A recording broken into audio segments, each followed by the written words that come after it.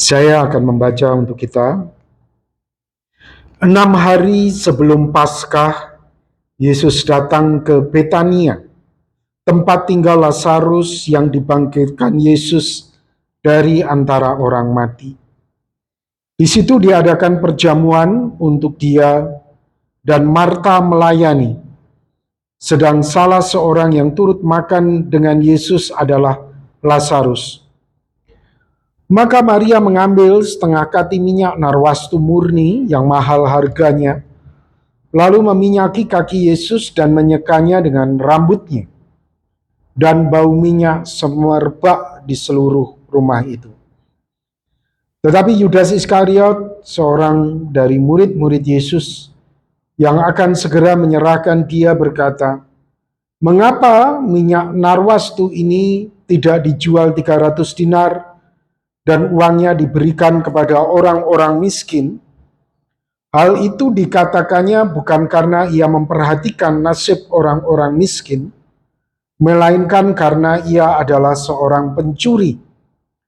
Ia sering mengambil uang yang disimpan dalam kas yang dipegangnya. Maka kata Yesus, "Biarkanlah dia melakukan hal ini mengingat hari penguburanku.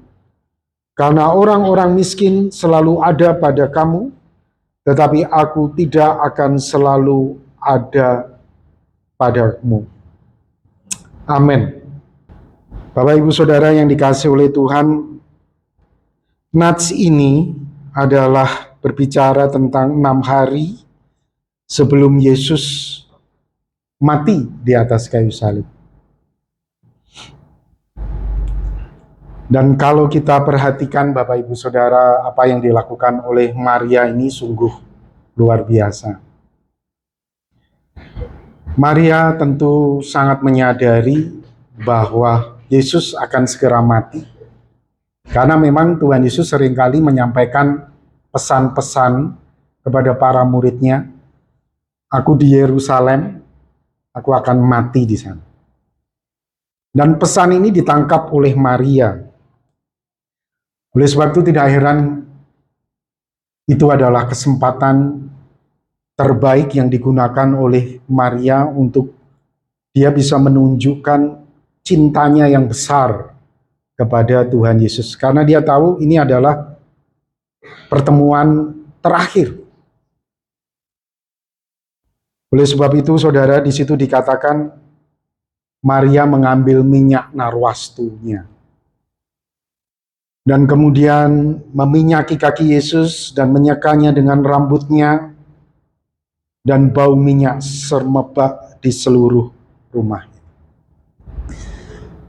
Dan kemudian Yudas Iskariot melihat apa yang dilakukan oleh Maria ini sebagai bentuk pemborosan.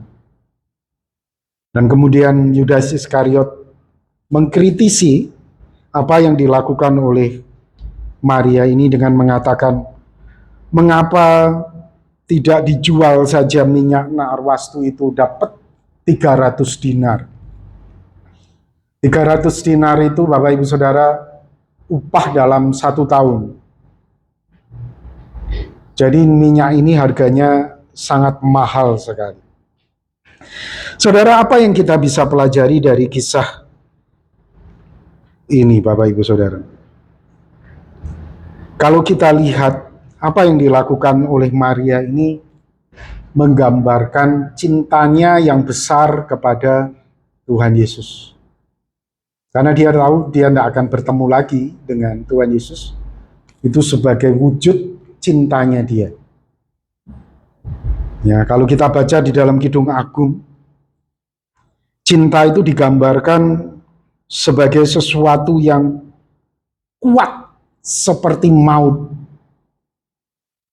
Air tak dapat memadamkan cinta, sungai-sungai tak dapat menghanyutkannya, sekalipun orang memberi segala harta bendanya, rumah untuk cinta, ia pasti dihina.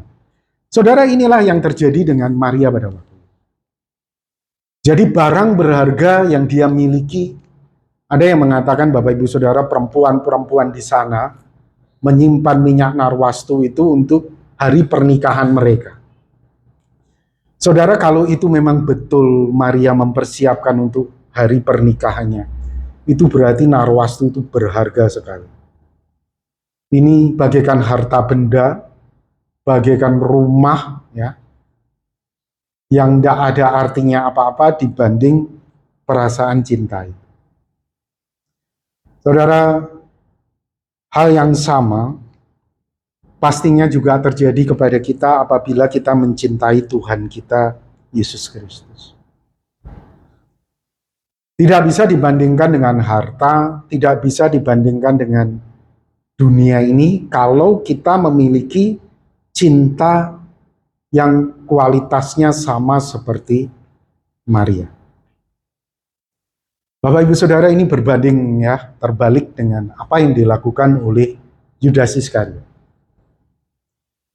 Yudas Iskariot ini melayani Tuhan Yesus juga. Namun cintanya kepada Tuhan Yesus itu berbeda dengan Maria. Tapi sama-sama melayani. Maria berpikir bahwa harta itu tidak bisa dibandingkan dengan cintanya kepada Tuhan Yesus. Kalau Yudas Iskariot berpikir, boros, kamu tidak punya hitung-hitungan, itu percuma, pelayananmu itu percuma. Itu Yudas Iskariot. Bapak Ibu Saudara, saya katakan Maria itu adalah gambaran orang yang mengasihi Tuhan dengan kasih sejati. Kita bisa tahu itu bahwa harta itu tidak bisa menjadi pembanding. Sementara Yudas Iskariot itu saya katakan gambaran orang yang melayani Tuhan itu dengan kasih pura-pura. Karena motivasi. Saudara, Yudas berkata, daripada lakukan itu mendingan dijual 300 dinar. Uangnya dikasih buat orang miskin. Saudara, tentu teman-temannya yang lain melihat, oh Yudas itu baik ya, orangnya rohani, orangnya peduli terhadap orang-orang miskin. Tapi Tuhan Yesus tahu, saudara, motif dari Yudas itu bukan orang miskinnya, tetapi dia ada motif yang lain, suka ambil. Dia dapat keuntungan. Saudara, terkadang saudara kita itu bisa terjebak dalam kesalahan yang sama yang dilakukan oleh Yudas. Bahwa kita melayani Tuhan itu bukan seperti Maria, tapi ada motif yang lain. Ada keuntungan yang kita dapat sehingga kita itu bertahan dalam pelayanan. Dan ciri-ciri orang dengan motif ini itu adalah mengkritisi perilaku orang lain untuk menampakkan dirinya lebih baik dari orang lain. Itu ciri-cirinya, saudara. Jadi kalau kita, saudara, merasa bahwa, oh aku ini suka mengkritisi di depan orang lain, saudara hati-hati ya. Bisa-bisa kualitas kita ini seperti Yudas. Karena kita mau ketika kita merendahkan orang, kita tampak lebih bagus, lebih indah dari orang yang kita. Saudara, itu kualitas dari Yudas. Hati-hati. Nah, malam hari ini saudara kita belajar dari kisah ini. Biarkanlah pelayanan kita itu memiliki kualitas seperti Maria, betul-betul mencintai Tuhan, betul-betul mengasihi Dia. Memang saudara tidak mudah. Mana mau saudara mengerjakan sesuatu terus gratis. Betul tidak? Tapi sebetulnya saudara, pelayanan di gereja itu kan gratis. Jadi majelis, jadi pengurus gereja, jadi aktivis, itu kan gratis. Tapi gratisnya kita itu hati-hati saudara. Harus seperti Maria, bukan seperti Yudas. Ternyata Yudas itu gratis saudara, gratis ada ekornya. Jangan sampai itu terjadi. Ya. Tuhan ingin kita mengasihi Dia dengan segenap hati kita. Bukan seperti Yudas, tetapi seperti Maria. Amin. Mari kita akan berdoa bersama-sama.